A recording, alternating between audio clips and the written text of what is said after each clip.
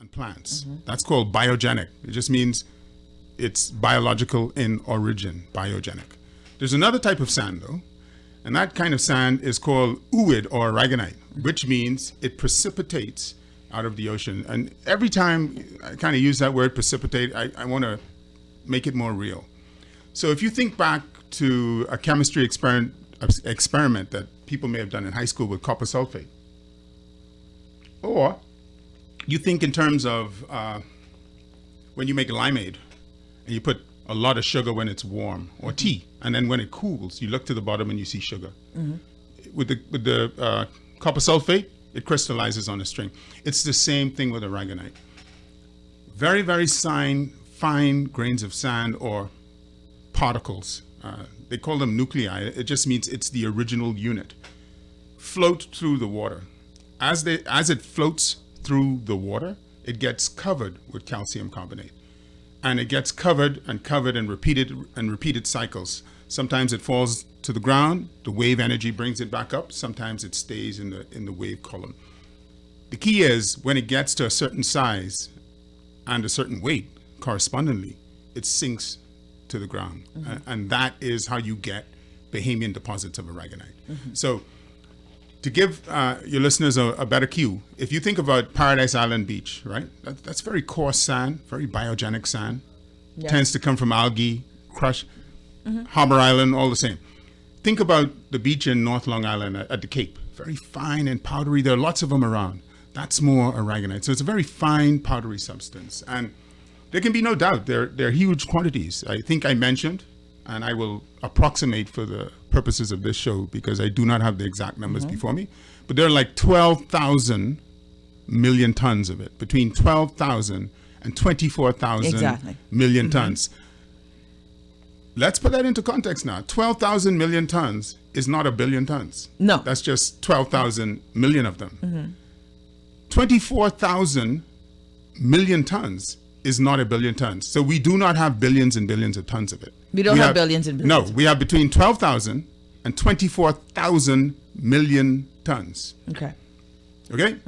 So now we've covered in a very, obviously there are geologists that devote their lives to studying aragonite. So this is not that kind of show. So we have a basic understanding now of that there are two types of sand in the Bahamas. Two types. One comes from animals and plants. One is precipitated out of the water column. That which is precipitated out of the water column is called aragonite. And it flows, our waters are rich in calcium carbonate because our islands, the geology of our islands is calcium carbonate through sea level rise and precipitation. The Bahamian limestone platform, because we are a platform rising up out of the ocean, platform because we're flat, right?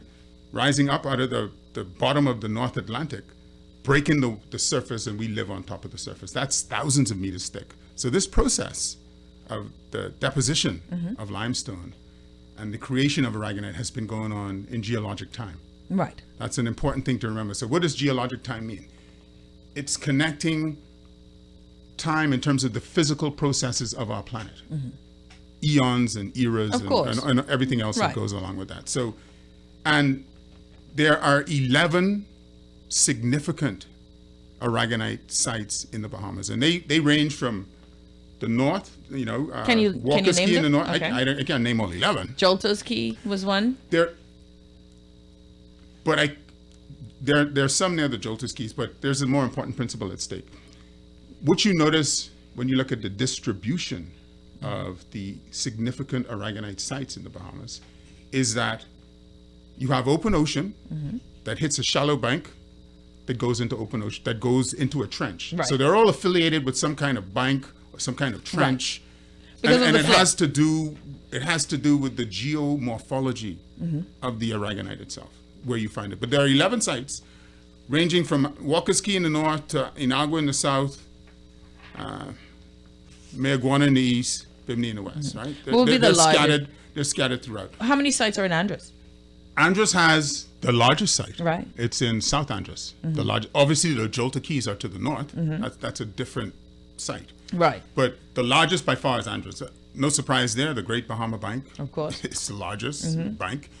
just as the larger deposit, the second tier, if I sort of incorporate that as a useful phrase, the second tier of it will be in the Great Bahama Bank, and the third tier will be in the Bight of Auckland. So those are your three kind of big bites kind of thing, big banks, very significant banks. And so you will find that there. And of course, in places in between, in the Exuma Keys, Right. near Cat Island. Let me ask you. And so... Let me just ask this. If you're just tuning in, you're listening to The Hit Back. We have in studio with us Minister of Environment and Housing, Minister Romauld Ferreira, affectionately known as Minister Romauld Ferreira. When we talk about aragonite mining, it is something that has been going on since what we can remember with Ocean Key from 1967, when the then Honorable Milo Butler broke ground in 67. Yes, okay. With Ocean Key. This is something that folks will say that when we were talking, you look at Grand Bahama and what we consider just, lines or markings within the earth. Really, it is markings, they say, that was used or carving out Grand Bahama for the use of mining. I wonder, what is the value? Most Bahamians always ask, what is the value of aragonite? Yeah, I mean, I need to make a couple of more points, and then we will discuss the value. The next most important thing to remember is that depending on the 11 sites, I pointed out 11 sites. Let's stick with 11. There are more. We're just talking about commercially significant amounts. Right. There are more. Each one of those sites, the aragonite there, in terms of time, they have different dates. So the timelines that have been established using carbon dating, which is so some have been there longer, some between 160 and 2,600 years. Right. So the key to appreciate that is that whatever policy that we develop and have developed in relation to it, we have taken into account the fact that it is not replenishable in human timelines. And I'm making the assumption that I will, maybe you will, women live longer than men, but I don't think I'm going to make it to 160. Right. So we can expect that I will definitely not make it to 2,000. In Ocean Key, what has been depleted in Grand Bahama, we probably won't see that in our timeline. In your lifetime. In my so lifetime. You have a resource that is abundant, it's ubiquitous, but it's also not sustainable in human lifetime scales. Right. So whatever scale you come up with, it can't be that we harvest this here now and you expect to see that replenished. This is what the science is saying, and you expect to see that replenished. Like oil. You can have it where you can drill into a particular bank of it, and or what they call a vein, and it will have its time date when we cash out, right? That's a great analogy, and we can use that as a segue into the value and how it should be set up. Because you're right, oil is formed over geologic time. The difference is, though, the quantities of oil on the planet are much more vast and abundant. There's no comparison. The economies of scale. So then, does that make does it make that particular mineral more valuable? Well, if it's not as abundant. Let me finish saying what I'm going to say, right? Because there are lots of things that affect price other than scarcity. So what you're implying is that scarcity alone affects price, right? But I'm going to get there. So it's like oil. It's similar. The extractive processes for oil are different. Because you drill a hole and you pump it out. With aragonite, you have a dredger, which is kind of like a vacuum suction device that extracts it, that pulls it off of the ocean bottom. And so, because the economies of scale are different, the prices are different. So to explain that, then it's cost of. What does that mean? That means every country on this planet uses electricity. Every country, and for the most part, it's generated by oil. The whole purpose of all this climate change stuff is to shift that, right? But for the most part, no matter where you go in this world, there's going to be some kind of turbine engine is going to be running. It's producing electricity. That's oil. But with aragonite is used for two fundamental purposes so far. Okay. First of all, you have beach replenishment. They tend to use a grade of aragonite that kind of looks and mirrors sand that you can put on the beach. That's one. And so you don't do anything to that. You just take it out. Harvest. You have to dry it. You have to sieve it to make sure that all of the grains of aragonite are the same size. Because the engineers doing the beach replenishment, well, they're going to have specifications as to what size grain they want. Right, of course. That's one set. Right. Then you have the other that's used in industrial manufacturing, which is a little bit different, right? Because in those instances where it's used in industrial manufacturing, what's happening is that it's being used because it is the source of calcium carbonate. Right.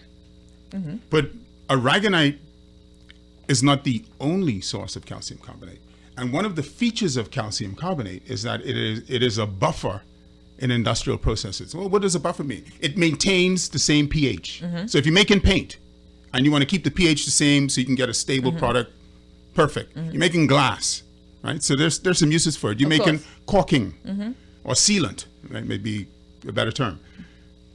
That's what you're using it for. So aragonite on the industrial level is competing with other sources of calcium carbonate. Aragonite, Such as? Aragonite, when you're doing beach replenishment, is also competing with other sources of calcium carbonate, mainly biogenic sand. Right.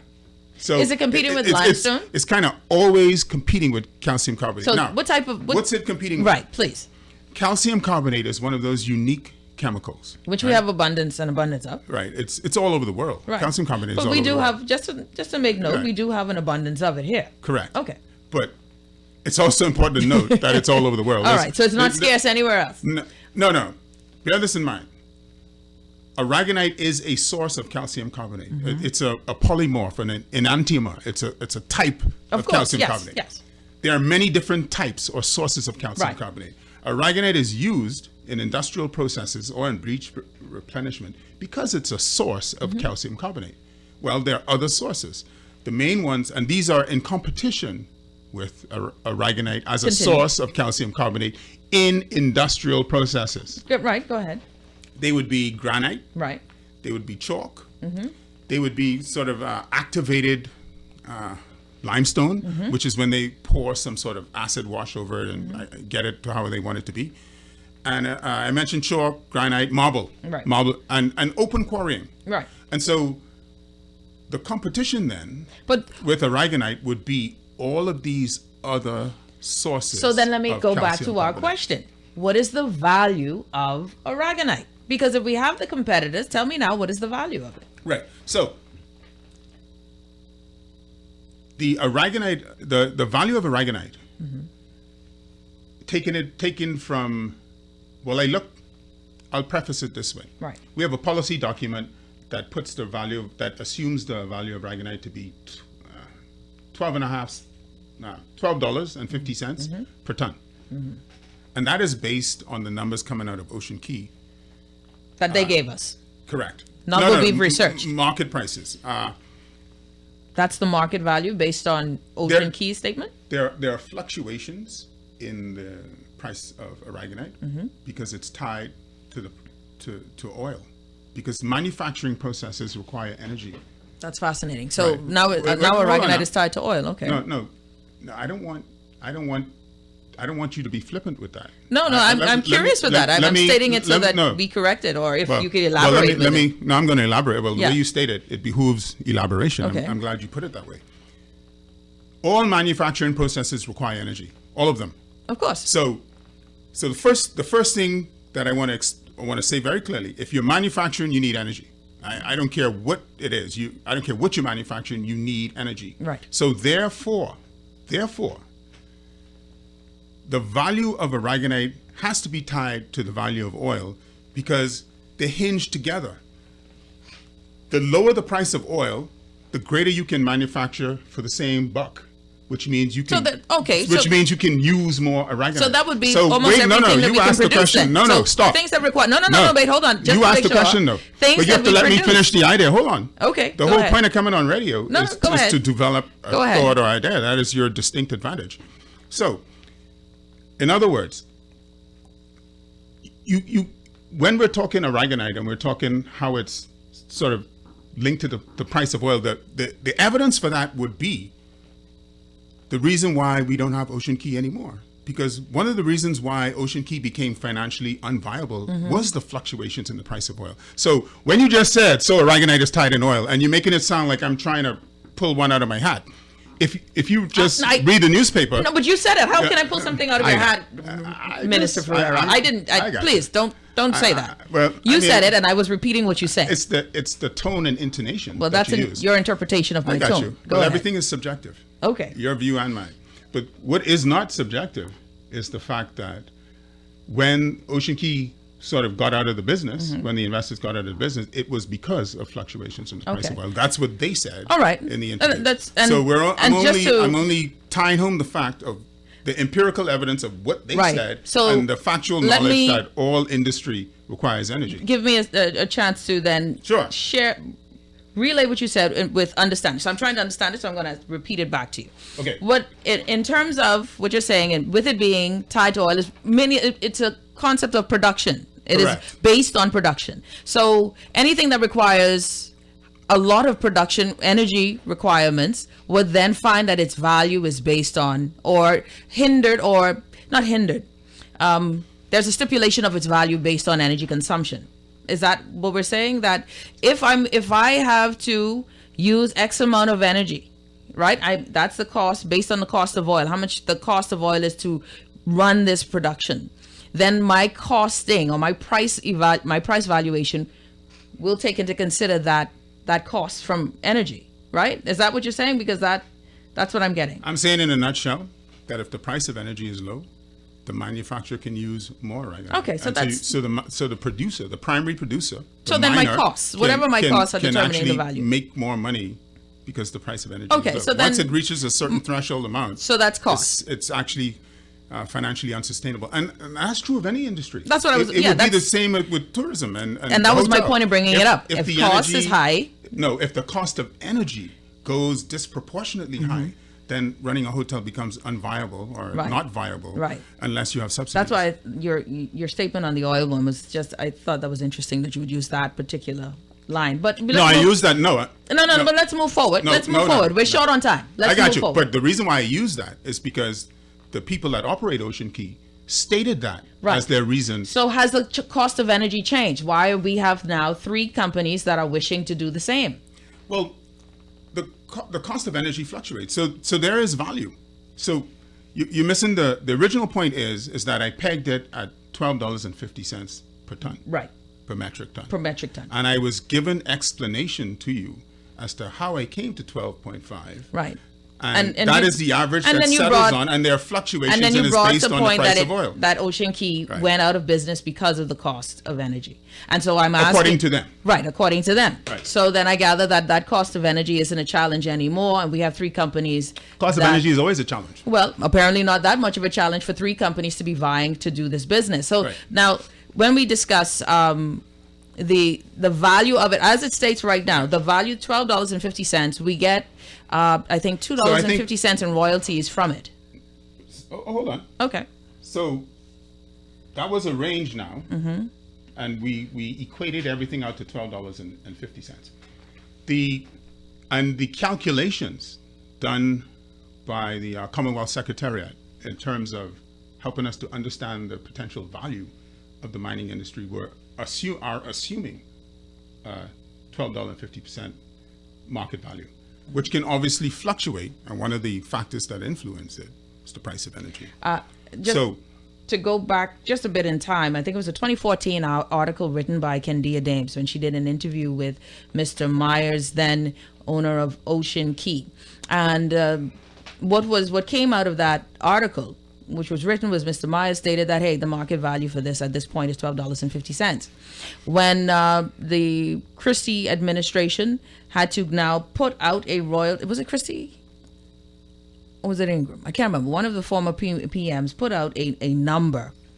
The number that we came up with was $2.50, and Mr. Myers said it couldn't go any higher than that because, of course, it was not, it would hurt the business model, right? So I just wanted that to be said, that what you're saying is that this number of $12.50 was deduced by government, right? Not Mr. Myers saying that it was $12.50 given to us. No, I didn't say that. I did not say it was deduced by government. I said that our consultants used that as a benchmark based on information available to us from the only miner here of it, which would have been them. Okay. Right. So we didn't deduce it. Okay. We took information that that was they already given there to us. and applied They it gave based to us. on market right. forces. So we took what Right. was given to us, and then we came up with the number. Which is the $12 Okay. and 50-cent amount. And, now you're also now. Go ahead. I know you want to talk about the project, so let's talk about it. I mean, isn't it? Well, I'll get to it. Okay. I'll get to it. So All right. that's Just the don't main worry point. about But it. we didn't deduce it though.